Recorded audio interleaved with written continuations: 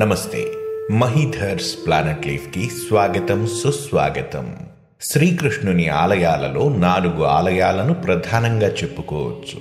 ఇవి ఉత్తరాన ఉత్తరప్రదేశ్లోని మధుర, గుజరాత్ రాష్ట్రంలోని ద్వారకా, దక్షిణ భారతదేశంలో కేరళలోని గురువాయూరు, కర్ణాటకలోని ఉడిపి. ద్వైత సిద్ధాంత ప్రతిపాద్యులు త్రిమతాచార్యులలో ఒకరైన శ్రీ మధ్వాచార్యుల వారి జననం, జీవితం ప్రసిద్ధ శ్రీకృష్ణ క్షేత్రం కర్ణాటకలోని ఉడిపితో ముడిపడి ఉంది. ఒకరోజు శ్రీ మధ్వాచార్యుల వారు వేకువజామునే సముద్ర తీరానికి వెళ్లి స్నానం చేసి ప్రాతః సంధ్యాదికాలు ముగించుకుని ఆ తీరంలోనే కూర్చుని 12 స్తోత్ర రచనను ప్రారంభించారు. తపోదీక్షతో 12 స్తోత్ర రచన సాగుతోంది. ఆ రోజు పర్వదినం కావడంతో అనేక మంది ప్రజలు కూడా వచ్చి సముద్ర స్నానం చేశారు. ప్రశాంతమైన ప్రాతకాలం, భక్తి ప్రపత్తులు ప్రసరించడానికి అనువైన సమయం. అలాంటి నేపథ్యంలో శ్రీ మధ్వాచార్యుల వారు నిరాటంకంగా 12 స్తోత్రంలోని 5 అధ్యాయాల రచన పూర్తి చేశారు. 6వ అధ్యాయం ప్రారంభం కాబోతున్న సమయంలో ద్వారక నుండి సరుకులు తీసుకువస్తోన్న ఒక నౌక తీరం వెంట వెళుతుండగా అకస్మాత్తుగా విపరీతంగా గాలులు ప్రారంభమయ్యాయి. ఈ గాలులకు సముద్ర కెరటాలు ఉవ్వెత్తున ఎగసిపడుతున్నాయి. నౌక ప్రమాదంలో చిక్కుకుంది. దానిని రక్షించుకోవడానికి అందులోని నావికులు చేస్తోన్న ప్రయత్నాలు ఫలించడం లేదు. క్రమంగా నౌకలోకి నీరు చేరడం ఆరంభమైంది. ఏ క్షణాన్నైనా నౌక మునిగిపోవడానికి సిద్ధంగా ఉంది. నావికులందరూ భయాందోళనలకు గురైన సమయంలో చివరి ప్రయత్నంగా నౌకకు సంబంధించిన ముఖ్య వ్యాపారి ఒకతను తీరం వైపు చూస్తూ రక్షించే వారి కోసం ప్రార్థన చేయడం మొదలుపెట్టాడు. అంత దూరం నుంచి కూడా ఒడ్డున నిశ్చలంగా కూర్చుని రచన చేసుకుంటున్న శ్రీ మధ్వాచార్యుల వారు ఆ వ్యాపారికి స్పష్టంగా గోచరించారు. ఆయననుద్దేశించి మరింత ఆర్తితో ప్రార్థించసాగాడు. 12 స్తోత్ర రచనలలో లీనమై ఉన్నప్పటికీ అంతటి హోరుగాలిలోనూ అంత దూరం నుంచి వ్యాపారి చేస్తోన్న ప్రార్థన మధ్వాచార్యుల చెవిని తాకింది. అప్రయత్నంగా అటుకేసి తల తిప్పారు. జాలి కలిగింది. వెంటనే తన ఉపవస్త్రం ఒక కొసను పట్టుకుని గాలిలో నావకేసి విసిరి వెనక్కు తీసుకున్నారు. అంతే. ఆ క్షణం వరకు సముద్రంలో మునిగిపోతుందా అన్నట్లున్న నౌక ఒక్కసారిగా స్తబ్దతకు వచ్చింది.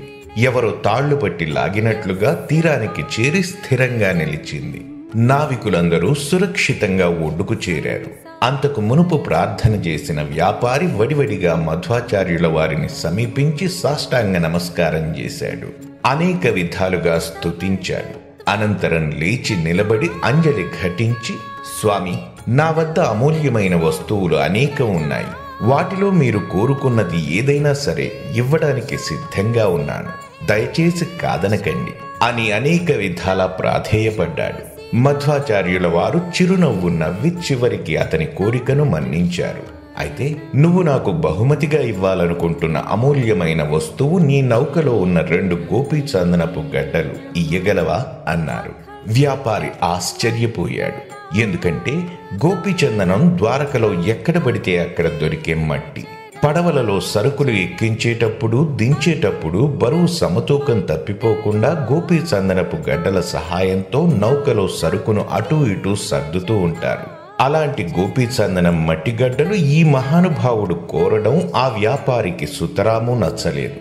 ఎంత ప్రార్థించినప్పటికీ మధ్వాచార్యుల వారు తాను కోరిన గోపీ చందనానికి మించి మరే బహుమతి తీసుకోవడానికి అంగీకరించలేదు.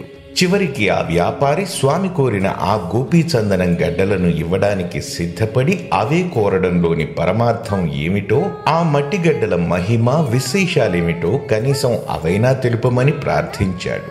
స్వామి మళ్ళీ చిరునవ్వు చిందిస్తూ, నువ్వే చూడు అంటూ ఆ గడ్డలను అందరూ చూస్తుండగానే నీటితో కరిగించారు. ఆ సమయంలో అక్కడ ఓ అద్భుతం జరిగింది. ఒక గడ్డ నుండి బలరాముని విగ్రహం, రెండవ దాని నుండి శ్రీకృష్ణుని విగ్రహం బయటపడ్డాయి. అక్కడున్న వారందరూ సంభ్రమాశ్చర్యాలలో మునిగిపోయారు. శ్రీకృష్ణ విగ్రహ దర్శనం జరిగిన వెంటనే మధ్వాచార్యులు 12 స్తోత్రంలోని 6వ అధ్యాయంలో దశావతారాన్ని వర్ణించారు. బలరాముని విగ్రహాన్ని అక్కడే ప్రతిష్ఠించి శ్రీకృష్ణుని విగ్రహం తీసుకుని ఉడిపికి ప్రయాణమయ్యారు. శ్రీకృష్ణ ప్రాప్తి తరువాత 12 స్తోత్రాన్ని పరిసమాప్తి చేశారు. అందుకే 12 స్తోత్రం అత్యంత పవిత్రమైనది. అమృత రూపమైనటువంటి శ్రీకృష్ణుని ఆగమనానికి కారణమైంది. అది విషాహార స్తోత్రంగా కూడా ప్రసిద్ధి చెందింది. ఇంతకీ శ్రీకృష్ణుని విగ్రహ రహస్యం ఏంటి, వాస్తవానికి జరిగిందేంటి అనే కథ మరింత ఆసక్తికరంగా ఉంటుంది. శ్రీకృష్ణుని విగ్రహం సామాన్యమైనది కాదు. ఒకసారి దేవకీదేవి, కృష్ణ, నీ బాల్య లీలలు చూసే భాగ్యం యశోదకు కలిగినట్లుగా నాకు కలుగలేదు. వాటి గురించి విని విని ఎప్పటికైనా చూడాలని నా మనసు ఉవ్విళ్ళూరుతోంది. చూపించవా కృష్ణ అని ప్రార్థించింది. కృష్ణుడు అనుగ్రహించాడు. మరుక్షణంలో శైశవ దశలో కృష్ణుడిగా మారిపోయాడు. తప్పటడుగులు వేస్తూ నడిచాడు. దేవకీదేవి ఒడిలో కూర్చున్నాడు. ఆమె స్తన్యాన్ని త్రాగాడు. కేరింతలు కొట్టాడు. కుండ పగులగొట్టి వెన్న తిన్నాడు. ఒంటి నిండా రాసుకున్నాడు. పామును తాడులాగా పట్టుకుని మజ్జిగ చిలికినట్లు నృత్యం చేశాడు. మరీ ముఖ్యంగా తనతో పాటు అన్న బలరాముణ్ణి కూడా చూపించాడు. ఆ చేష్టలను చూసి దేవకీదేవి పరవశించి మైమరచిపోగా ఇదంతా గమనిస్తున్న రుక్మిణి తన పతిదేవుని శైశవ రూపాన్ని ప్రపంచమంతా చూసి తరించాలని భావించి వెంటనే విశ్వకర్మను పిలిపించి ఆయా రూపాల్లో శైశవ కృష్ణుడు బలరాముని విగ్రహాలను చేయించింది. ముందుగా తానే సకల వైభవాలతో విగ్రహాలను స్వయంగా పూజించింది. కృష్ణావతారం ముగిసింది. మరికొంతకాలానికి ద్వారక సముద్రంలో మునిగిపోయే సమయం ఆసన్నమైంది. దూరదృష్టితో అర్జునుడు ఆ విగ్రహాలను తీసుకువెళ్లి ఒక ప్రదేశంలో ప్రతిష్ఠించి దానికి రుక్మిణీ వనమని నామకరణం చేశాడు. కాలక్రమంలో ఆ వనం యావత్తూ గోపీచందనం మట్టిలో కలిసి కనుమరుగైపోయింది. నావికులు తమ నౌకల్లో సమతూకాన్ని పాటించడం కోసం గోపీచందనం గడ్డల్ని మోసుకెళ్లే అలవాటు ప్రకారం కాకతాళీయంగా ఈ విగ్రహాలున్న గోపీచందనం గడ్డల్ని కూడా నౌకలోకి చేర్చారు. వాటి విలువ తెలియకుండానే వాటిని తీసుకెళ్లే భాగ్యం ఆ వ్యాపారికి లభించింది. ఆ విగ్రహం ఆ నౌకలో వస్తోందని మధ్వాచార్యుల వారి దివ్య దృష్టికి ముందే తెలుసు.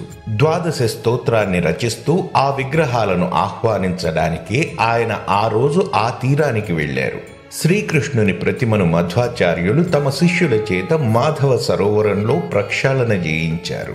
తరువాత తానే స్వయంగా అభిషేకించారు.